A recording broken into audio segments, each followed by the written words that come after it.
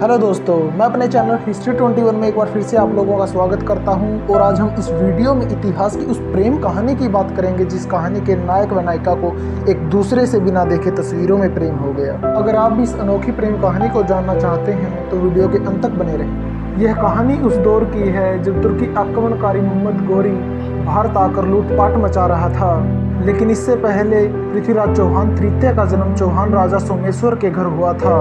पृथ्वीराज और उनके छोटे भाई हरिराज दोनों का जन्म गुजरात में हुआ था।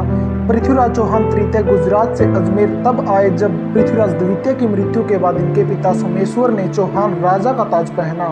पृथ्वीराज चौहान अपने पिता की मृत्यु के बाद 11 वर्ष की आयु में शासक बने और इनकी माता कपूरा देवी इनकी संरक्षिका बनी। पृथ्वीराज चौहान जब क्लब वयस्क थे तो इन्होंने एक शेर का जबड़ा फाड़कर अपनी वीरता का परिचय दिया और इनकी वीरता के चर्चे दूर दूर तक होने लगे।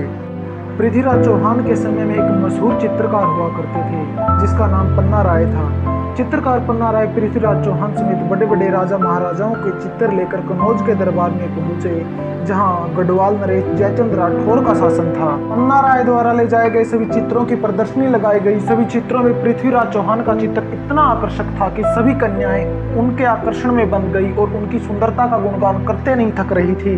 पृथ्वीराज चौहान की तारीफ संयोगिता के कानों तक पहुंची तो संयोगिता उस चित्र को देखने के लिए पन्ना राय के पास दौड़ी गई और चित्र को देखकर पहली ही नजर में संयोगिता ने अपना दिल पृथ्वीराज को दे दिया। संयोगिता अब अपने मन में ही यह तय कर चुकी थी कि अगर वो शादी करेगी तो पृथ्वीराज चौहान से ही करेगी, लेकिन किसी भी प्रेम कहानी में अगर विलन न हो तो वह कहानी जाने क्यों पूरी ही नहीं होती। ठीक ऐसा ही संयोगिता की प्रेम कहानी में हुआ जब उसका पिता इस प्रेम कहानी का विलन बन बैठा। पृथ्वीराज से संयोगिता का मिलन इतना आसान तो नहीं था, लेकिन संयोगिता ने इस समस्या का भी हल ढूंढ लिया।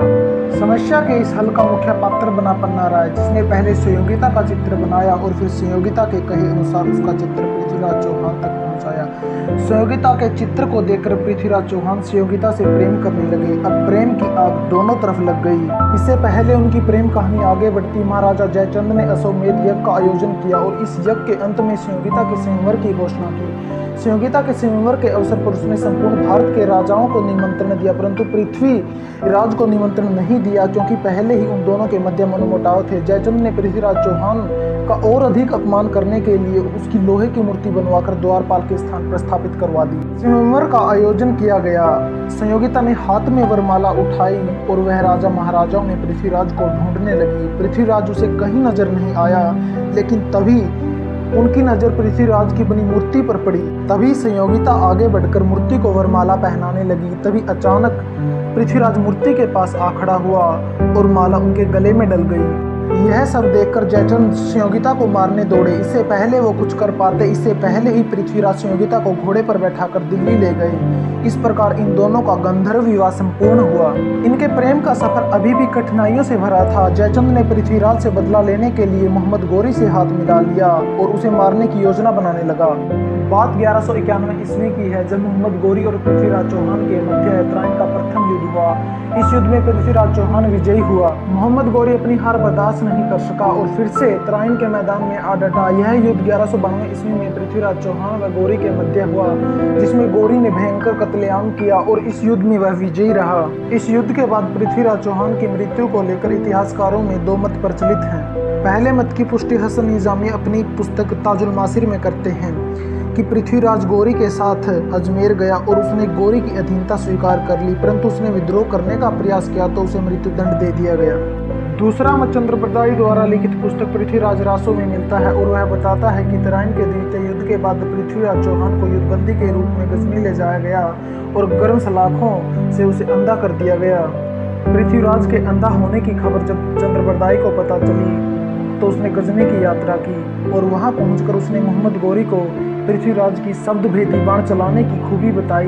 यह बात सुनकर गोरी रोमांचित हो उठा और इस कला के प्रदर्शन के लिए पृथ्वीराज को दरबार में बुलाया गया। पृथ्वीराज चौहान के दरबार में आने से पहले ही चंद्रप्रदाई और पृथ्वीराज चौहान दोनों ने गोरी को मारने की योजना बनाई। अब दरबार में पृथ्वीराज चौहान अपनी शब्द भेदी बाण छोड़ने की कला का प्रदर्शन करने लगा। तभी चंद्रप्रदाई ने एक दोहा दोहराया कि गोरी किस स्थान पर बैठा है और दोहे में कहा, 4 बांस 24 गज अंगुल अष्ट प्रमाण, ता ऊपर सुल्तान है मत चूको चौहान। दोहे के शब्दों को समझकर पृथ्वीराज चौहान ने मोहम्मद गोरी को तीर से मार गिराया। इतिहास के जानकार दूसरे मत को स्वीकार नहीं करते कि पृथ्वीराज चौहान ने मोहम्मद गौरी को मारा। उस समय के समकालीन सोर्सेज का अध्ययन करने के बाद इस बात का पता चलता है कि मोहम्मद गौरी की मृत्यु पृथ्वीराज चौहान ने नहीं, बल्कि 15 मार्च 1206 ईस्वी को धमियक नामक स्थान पर खोखरों ने मोहम्मद गौरी का वध किया जब वह दिल्ली से गजनी लौट रहा था। पृथ्वीराज चौहान की मृत्यु की खबर सुनकर संयोगिता ने भी जौहर व्रत कर लिया और इस प्रकार इनकी प्रेम कहानी का दुख अंत हुआ। दोस्तों, आप लोगों को पृथ्वीराज और संयोगिता की प्रेम कहानी कैसी लगी कमेंट करके मुझे बताएं। और अगर वीडियो अच्छी लगी हो तो वीडियो को लाइक, शेयर और चैनल को सब्सक्राइब करें और साथ में बेल आइकन को जरूर प्रेस करें ताकि आने वाली वीडियो का नोटिफिकेशन